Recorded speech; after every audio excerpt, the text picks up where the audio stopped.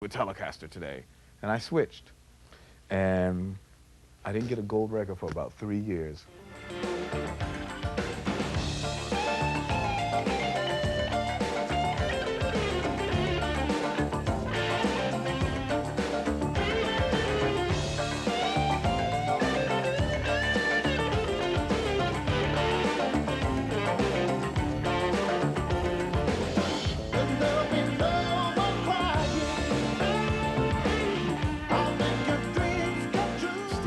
Called me up to play on Higher Love, and believe it or not, I was just about to walk out of the house with my telly, and I said, and I went and got this baby. And I think Higher Love was a pretty big record, so there must be some sort of magic or karma in this thing. Tina had heard with these demos I'd done it. She wanted me to play guitar, so I wagged my old beat-up guitar. She was laughing so hard, man. She looked at that old equipment, she was going, oh man, she just got so tickled. But when I plugged it up and hit into a couple of licks, she quit laughing and started dancing. It's getting too big for its own good. This is a guitar that has transpired over 4 decades or 5 decades now, and probably will continue for, you know, endlessly. I think that young musicians throughout history will probably love and pick up the Stratocaster and learn how to play and command the instrument and give the world great songs and great music.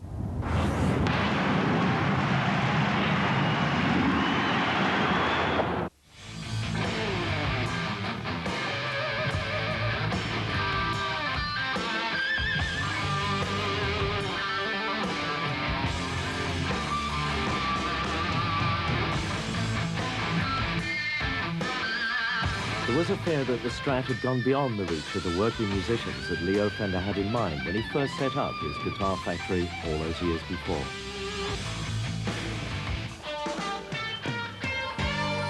The guitar was in danger of becoming a piece of expensive memorabilia. Vintage guitars, once played by the Beatles and Jimi Hendrix, were sought after by collectors who saw them as gilt-edged investment opportunities. Now, Jimi Hendrix's Fender, shown on my left, 135,000, 140, 145,000 pounds.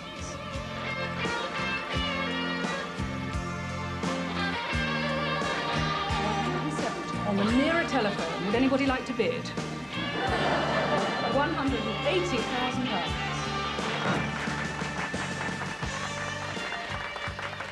I mean, I know guys that buy them to hang them on a wall and look at them because they're so beautiful, you know? I mean, I feel that's a kind of a sin, but I can always take them off the wall and play them, right?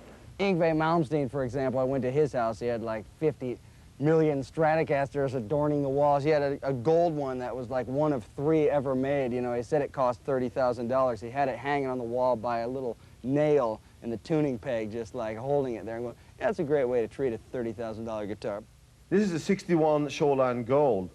Very unusual indeed, because it was done only on order, and I think maybe 2 or 3 were made this year. Therefore, extremely valuable.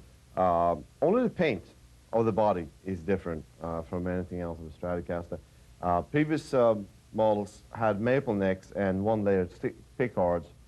In 1959, they changed it to what you see now. This is a tree, you know? I mean, honor it, play it.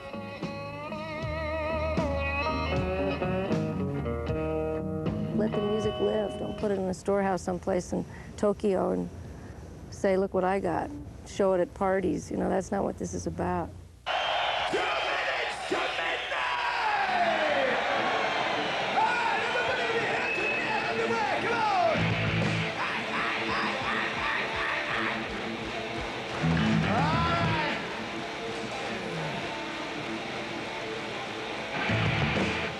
See those bombs and bullets! It suggested to me that I put a group together to try and purchase Fender from CBS, which I did. It's public record that we paid $12 million for the assets, for selected assets of CBS. which has probably been the best investment anybody in the music business has ever made to date.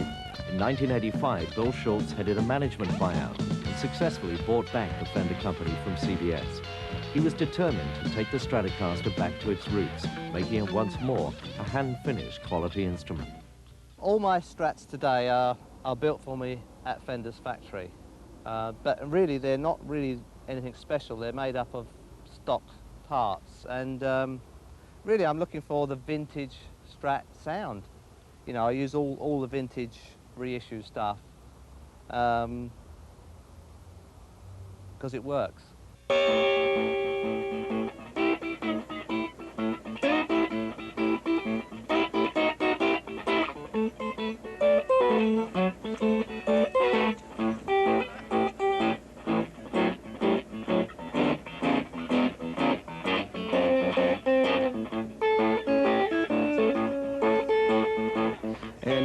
Day, it was committed to the guitar and the player and the people that were using the instrument. He listened to them every day and said, okay, then I got to change this, and he'd change it. In the CBS corporate era, we lost a lot of that. There was a lot less attention to the player and to the customer and what they wanted, and got more of a, well, this is what we do, like it or leave it. And a lot of us that were there at the time, you know, as players, as builders, as workers in the factory, didn't feel that way, but that was the direction we were pointed.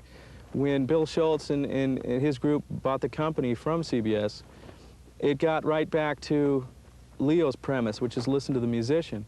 And what Bill did that was better than what, in my estimation, what Leo did, was the fact that he put the businessmen where they belonged and put the musicians where they belonged and put the guitar builders where they belonged. And so you had this perfect niche for all the types of people that were necessary to make business successful. And that really was the secret of the rejuvenation process. And now a Fender Stratocaster is an excellent instrument built as Leo Fender designed it. We have people in this custom shop where I'm sitting who just can't wait to come to work because they build their dreams here. And when I was at school, in English literature and history classes, I was drawing guitars. I was drawing Stratocasters instead of doing any work. That was how much I loved the guitar. I just loved to look at them, and they were magic. The best one always in the shop was a Fender Stratocaster that was like a big spaceship thing compared to all the others. And I always wanted to get that one down and play on it, but you know, the guy would always go, hey, get your hands off, play one of these, you know, these little cheap, nasty ones. And that was like a big thing in wanting one, because it was so sort of taboo to pick it off the wall. I can still remember there was one at the bottom of our road that when it eventually turned up, it was a Strat about this colour. Looking at it for weeks, every day on the way to and from school, and I'd never been as close to one before. It was on the other side of the glass, you know, but it was about 3 feet away, so that was a very exciting time for me, because before that, I'd just had a catalogue, and I know what a Fender catalogue actually smells like. It's got a very definite scent to it, you know. And if I could have eaten it, I think I would have done.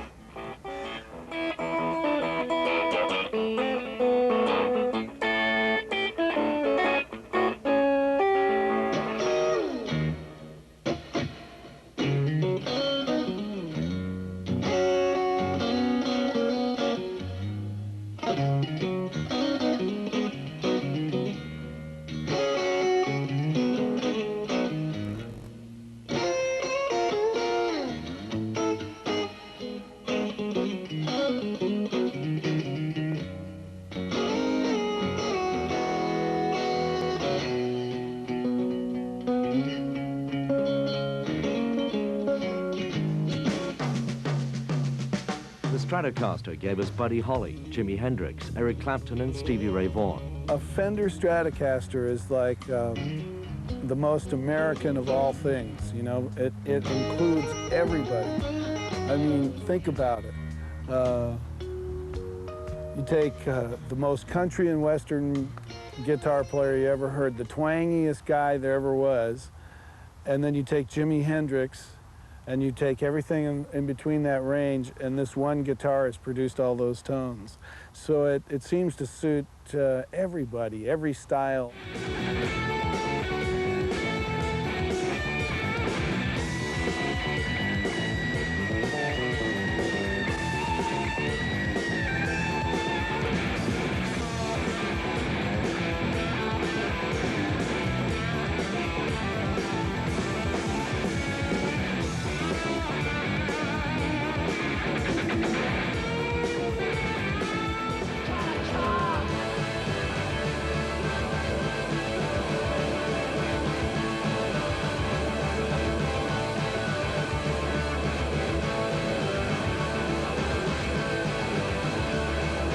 とにかくナチュラルな楽器だから、自分が悲しい時は悲しい音になっちゃうし、もう怒ってる時は怒ってる音になっちゃうし。ロ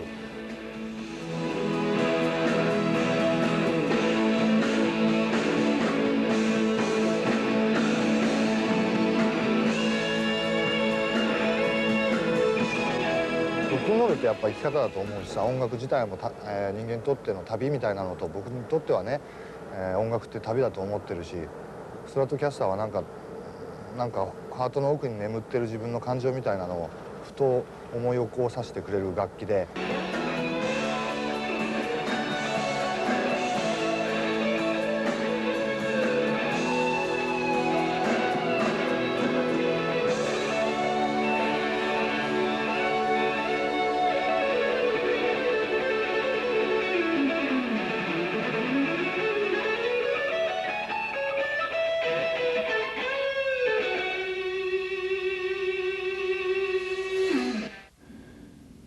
Sometime in 1983, there was, in those days, not all that long ago, but they're obsolete now, a Squier Strat, which was basically a Fender Strat, built with Fender parts and all that, built in Japan, with the name Squier. And they were much cheaper than a Fender, and I was not one with abundant funds to actually buy a Fender, so the Squier sort of fit my income bracket at that time. And I purchased a Squier, but that got me introduced to the Strat.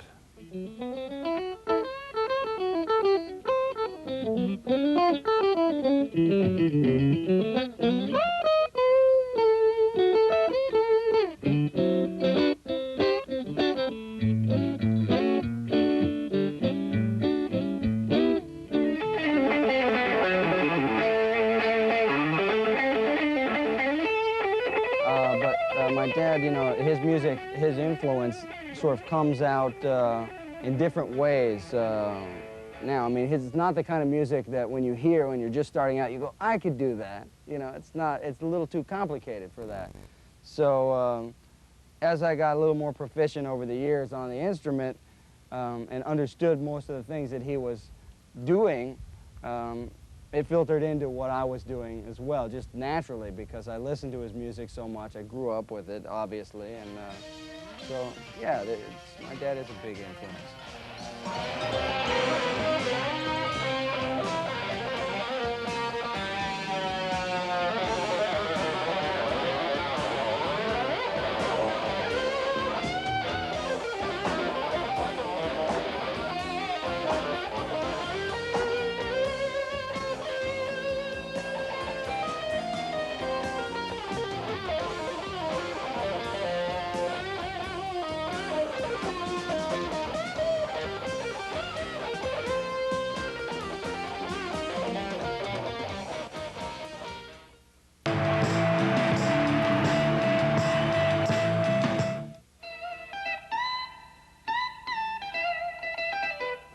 The opportunity to see Bonnie Raitt play live was real important because being another female, that was very inspirational. But most of the early inspirations were, of course, all male players.